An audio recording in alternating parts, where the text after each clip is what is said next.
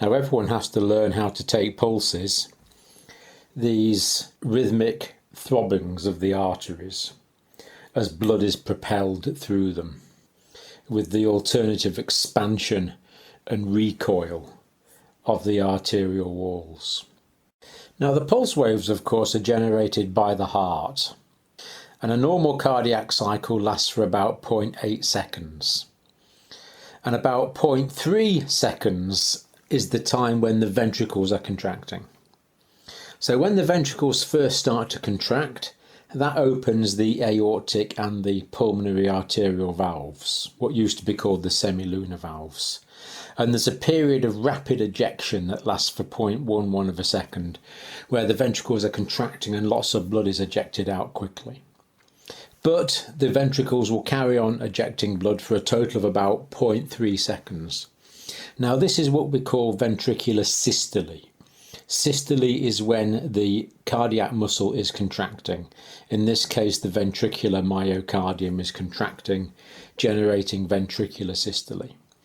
So there's a period of about 0.3 seconds when the ventricles are contracting. But then they have a little rest, the period of ventricular disystole, and that lasts for 0.5 seconds. So what this means is that the ventricles are ejecting blood very quickly for about just over 0.1 of a second, 0.11 of a second.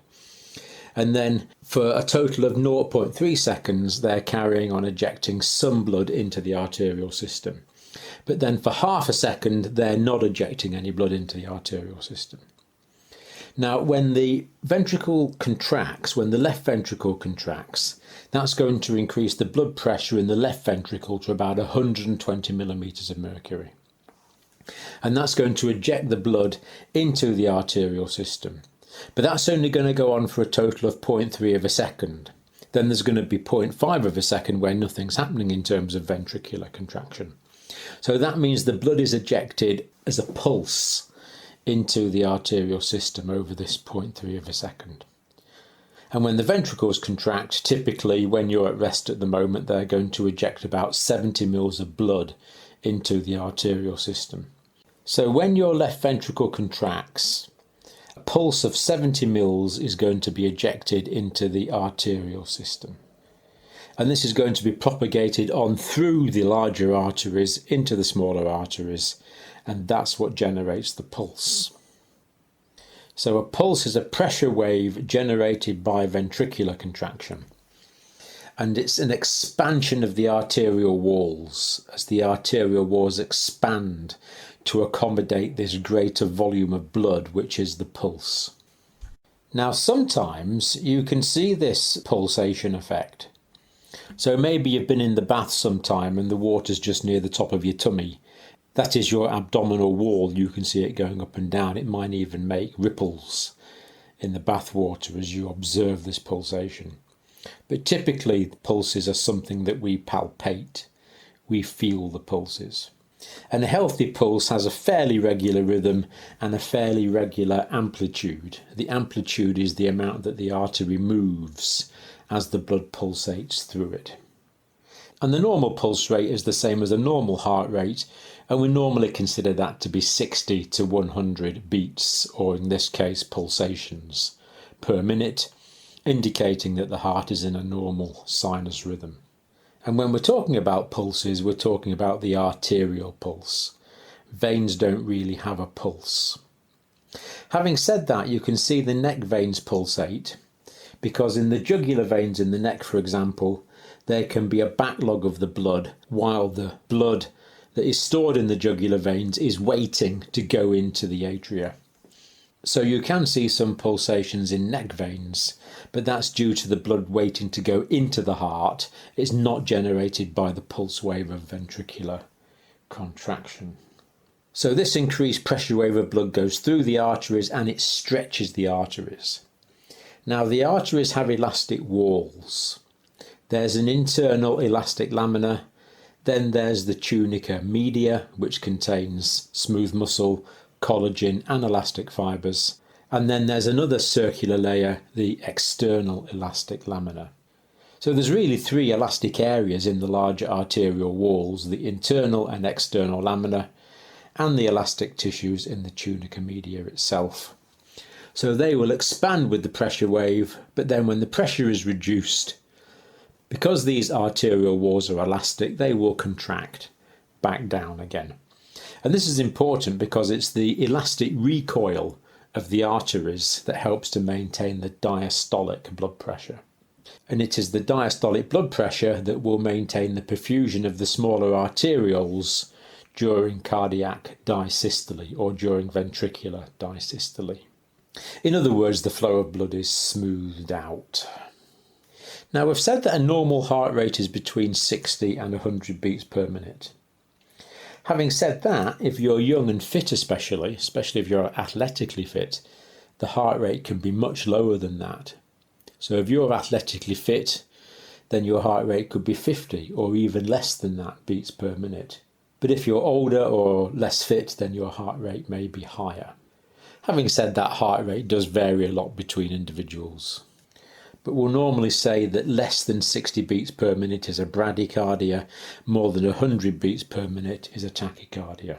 So physiologically, it's quite normal to be bradycardic if you're asleep or if you're fit. And physiologically, it's quite normal to be tachycardic if you are exercising. But with children, the heart rates are higher. And this is important to realise. We must always interpret the pulse rate in the context of the individual. So, for example, a neonate, a child under 28 days of age, their awake heart rate could be between 100 and 205 beats per minute. And their sleeping rate might only drop to 90 to 160 beats per minute. An infant who is between 1 month and 1 year of age, when they are awake, their heart rate can be 100 to 190, and that's considered quite normal. Maybe 90 to 160 when they're asleep. For a toddler, a child aged between 1 and 2 years, the normal heart rate when they are awake is described as 98 to 140 beats per minute. Preschool children, 3 to 5 years, 80 to 120 beats per minute. School-age children, 6 to 11 years of age, 75 to 118 beats per minute. And adolescents, 12 to 15 years, 60 to 100. Much the same as an adult. Although, as we've said, fit adults will often have a lower heart rate than that. Now, unless you're going to specialise in children's nursing, you're not going to be expected to memorise those rates, but I think you can see that generally they start off high, and as children get older, they gradually get lower. But the key thing is, if you came across a heart rate in a 6-month-old child and that heart rate was 90, well, that might be fast for an adult, but of course for a child that's slow. So you've got to always interpret their heart rate in terms of the normal physiology that you would expect at that age. So always taking pulses, it's a low-tech activity, but it's actually a high-skill activity. But it yields a lot of information. So you need to train your fingers in palpating pulses, this tactile experience that gives us so much useful clinical information. Now, there are many pulses you can feel. You have a nice choice here. Very often we describe pulses as central or peripheral. And the real central pulses are the carotid arteries in the neck and the femoral arteries in the groin. They are the main central arteries. And this is important because when the blood is getting further away from the heart, it's getting harder to perfuse the arteries. Now, in health, you can feel distal arteries, that is arteries a long way from the heart, very readily. But if the patients are unwell, that may not be the case. Because if the blood pressure is low, the peripheral pulses will go. So patients who have low blood pressure, we need to palpate central pulses, because we probably won't be able to feel peripheral pulses. But the key thing with pulses is to take lots and lots in different places and gradually get a feel for what a pulse in a particular anatomical location should feel like. And the ones I want to talk about are the carotid, the superficial temporal, the axillary, the brachial, the radial, the ulnar, the abdominal aorta, the femoral, the popliteal, the posterior tibial, and the dorsalis pedis. These are the most commonly palpated clinical pulses. Now, a pulse is felt any time that we can compress an artery between our fingers and something hard. Normally we are compressing the artery between our fingers and an underlying bone. So first of all, we can palpate the carotid artery. So if you feel the cartilaginous larynx, the sort of Adam's apple in the middle of your neck, and put your fingers in a line, 3 or 4 fingers in a line, and feel around the side of that, pushing towards the middle of the neck, then you will feel the common carotid artery. And of course there's a right and a left common carotid artery. So that's a very useful central pulse to learn to palpate. Do not feel the pulse on both sides at the same time, because potentially you can significantly reduce the blood supply to the brain, because the blood supply to the brain is going through the carotid arteries at the front and the vertebral arteries at the back. But it's the carotid arteries at the front which are taking by far the greatest volume of blood towards the brain. Now, the superficial temporal artery is quite a useful clinical artery, especially if someone is lying flat and you're at the top. So if you feel the top part of the ear, almost at the back of where the sideboards would be in a man, if you feel there, then you can feel the superficial temporal artery. And the good thing about practicing arteries, if you don't find it the first time, just feel around until you feel the pulsation, and then you know you've got it. That's why it's important to practice on normal subjects. You can learn what the normal artery feels like, you can learn where it is. Now, the axillary artery is going through the axilla, taking blood from inside the thoracic cavity down to the top of the arm. And you can often feel that by palpating fairly deeply in the axilla. But when it goes into the arm, the pulse is then called the brachial pulse. Now, if you hold your arm out, palm upwards, you can see that the lateral side of your arm is in line with your thumb, and the medial side, the inside line of your arm, is in line with your little finger. Then if you look at your elbow, then there's a little, when you bend your arm, there's like a little concaved bit. That's your antecubital fossa. And you've got bony prominences on either side of your elbow. Now, the brachial pulse is best felt 2/3 of the way in from the lateral side. That is, the pulse is 1/3 of the way across from the medial direction. So it's nearer the inside than the outside. It's nearer the line of your little finger. And you can feel the brachial pulse there. And the brachial pulse is useful to feel, to palpate. It's particularly useful one to feel in young children. And of course, it's also very useful for taking blood pressures when we can auscultate over the brachial artery, when we listen for the systolic and the diastolic blood pressure. Now, the radial artery is just in line with the thumb. So just below your thumb, if you feel on the outside surface, on the lateral surface, you can feel the notch of the bone that is in line with your thumb, which is the radius. And just in from that, just before the tendon that lifts your hand up when you move your hand up towards your face, in the gap just to the lateral side of that tendon, but medial to the outside of the radius, there you can feel your radial pulse.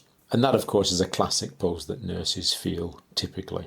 But then if you feel further across, about 2/3 of the way across, then you can feel the ulnar artery.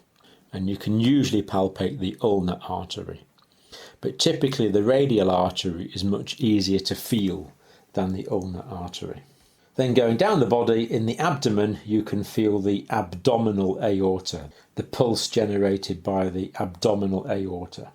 Now, the abdominal aorta runs down through the top part of the abdomen, so you can feel it just above the level of the umbilicus, and it is slightly to the left. And in thin people, you can feel this pulse very readily, just with a little bit of pressure on top of the abdominal wall. The more obese the subject, the harder it is to feel. But in thin people, you can feel it really quite readily and quite easily. Now, the aorta carries on down through the abdominal cavity. And then it divides into two large arteries, one going to the right and one going to the left. And these are the iliac arteries. And the iliac arteries are continuous with the femoral arteries. And it is these large femoral arteries that we can feel going through the groin. They're called the femoral arteries because they then run down the large thigh bone, which of course is the femur. So we palpate the femoral arteries in the groin. And it's useful to practice feeling both the carotid artery and the femoral artery. So if you're at the top of the patient's bed in an emergency situation, you can feel the carotid. If you're at the bottom, it's often more convenient to palpate the femoral. Going down further, the popliteal artery runs behind the knee in the popliteal fossa. Now this artery is quite deep, so you normally have to put the front of your hands on the patient's kneecap and push your fingers in quite deeply into the back of the patient's knee to feel the popliteal artery. But with a bit of practice, you can normally find it. Now going down to the ankle, if you feel your ankle, there's kind of two knobbly bits on either side of your ankle. On the lateral side, you have the lateral malleolus. That is the knobbly bit. And on the medial surface, that is the inside, the part of your ankle that's facing your other ankle, that knobbly bone there is the medial malleolus, and that's the bottom part of your tibia. And the posterior tibial artery is palpable just behind the medial malleolus. So if you put your fingers in an arch between the medial malleolus and the patient's heel, then you can normally feel the posterior tibial artery at that site. Going down into the foot, we can feel the dorsalis pedis.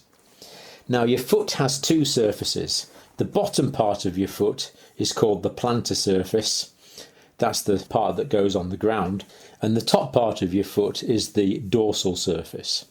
And pedis is the word that means foot. So the dorsalis pedis is the pulse you can feel on the top of the foot. So again, practice feeling that one. And of course, feeling the pulses in the ankle and the feet are very important to allow us to assess peripheral arterial disease and to distinguish it from peripheral venous disease. So when you're starting to feel pulses, don't just feel them quickly. Take time to feel it, feel the volume of blood, feel the rate, feel the amplitude. Just feel that blood passing underneath your fingers. Visualize that pulse rate of blood going underneath your fingers. Learn how to feel it, because when you can feel a normal one, you'll start to feel the abnormal ones quite readily. So you can detect quickly whether a patient's bradycardic or tachycardic. Or you might find that the pulse is fast, weak and thready, indicating the patient is going into hypovolemic shock. Or you might feel that the pulse is irregular, indicating atrial fibrillation. And as you go on, you'll learn that other pulses are associated with other pathological conditions. But you're only going to be able to feel these if you know what a normal one feels like. So practice feeling normal pulses on other consenting adults. Feel the carotid, superficial temporal, axillary, brachial, radial, ulnar, abdominal, femoral, popliteal, posterior tibial and dorsalis pedis. They're the 11 pulses to get us started.